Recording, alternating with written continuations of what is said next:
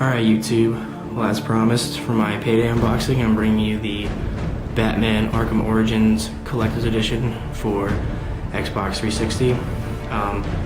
Due to the mass content that came with this edition, I decided to just have it all out for you. I'm going to go over the contents right now, along with some tips for opening this, because there was a couple of points when I thought I broke the statue, so without further ado, let's begin. Okay, so to start, we have the game itself. Inside, it is a 2-disc game. On the left side, you get the Deathstroke Challenge Pack, the first appearance Batman skin, and the game guide, which is only a single page. It's not really worth going through. Along with that, the other disc content is the Necessary Evil DVD. If you had purchased this on a Sony platform, you would have gotten it on Blu-ray. Next, we have the 2 key pieces of evidence, one being a poker chip. I'm guessing because it is a blue tint that this is something related to the Penguin with the Iceberg Casino. The other one being what looks like a tooth, which I'm going to have to guess is relation to Killer Croc. Next, for some of the looser pieces, as if the evidence wasn't loose enough, we have the Anarchy map, which I'm assuming glows in the dark. Don't really have a lot of time to try and light this up, but you can see most of the sketchings anyway. We also have the schematic of the Batwing prototype. We have the wanted poster for the Batman. Along with that, we also get the Assassin's dossier, which I'll go through each piece in here. Get the contract for killing the Batman. Piece number 1. You get the Assassin's Agreement, which comes with 5 bullet points, which I'm not going to read.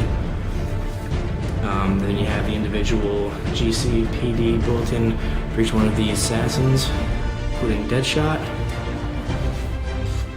Copperhead, the Electrocutioner, Firefly,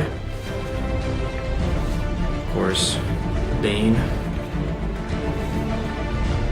Killer Croc, Shiva, and last but not least, Deathstroke. Along with that, inside there is a postcard that reads, "You made the cut, don't fail me." Sending a message from Black Mask, but who knows, it could also be a message from the Joker. Next we have the art book.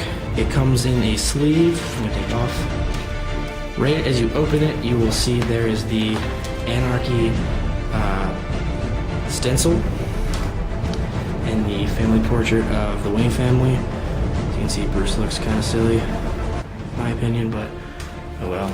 The actual book itself is pretty big. Up to, I believe, is 80 pages or so, 77 pages. So flipping through it, it goes through some of the areas of the game, GCPD, and it goes into characters and villains, along with some of the other characters. There's the Riddler, actually, before comes Riddler. Continuing through, we also get some screenshots from the game, some of these pre-drawings of the weapons and the suits, some of the villains, going back to some of the assassins, and talk about the multiplayer, actually, which I will read through this at some point. And last, but simply not least, the statue itself. Now, taking it out, you have to be very careful, because one thing that I thought I already broke is this back piece actually does pop off. So don't worry when you accidentally pull that off pulling it out of the box, because it is kind of stuck in there with the styrofoam around it. Now, you're probably wondering how it lights up. Unfortunately, I do not have any good batteries on me to show what the screens look like. The ones I had already died, but just so you know, the way to access it is on the back here, on this side, on this post. You can actually pop it out, and and there's two AAA batteries in there. Those are dead, unfortunately, and then the switch is right here. You push it down to turn it on. Unfortunately, cannot showcase that right now. It does light up a little bit, but it's not very well to see. I'll still show it to you anyway. As you can see, there is some blue here. You can make out some of the people on the TV screens, but the screenshot of the collector's edition prior to its release accurately shows who's supposed to be on which screen. So hopefully with some fresh batteries, this can be actually visible during the day. You don't have to have the lights off at all times for that. As a final tidbit for the unboxing, one thing I just noticed is in these slots here, there actually were AAA batteries. So, what the heck is this? Oh, these are satellite dishes for the TVs. Oh man. Hold on, I'll put these on here real quick. Okay, so as you can see with fresh batteries in it, they do light up a lot brighter. So you can actually make out some of the people in it. It is still pretty blurry though, even without considering the camera. Still a lot nicer than the batteries that I had in. Alright, so there you have it, the Batman Arkham Origins Collector's Edition for Xbox 360. Feel free to leave your comments on the video below. Let me know how I did.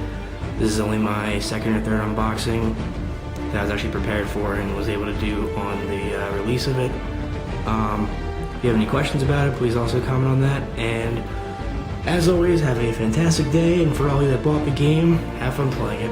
I know I will.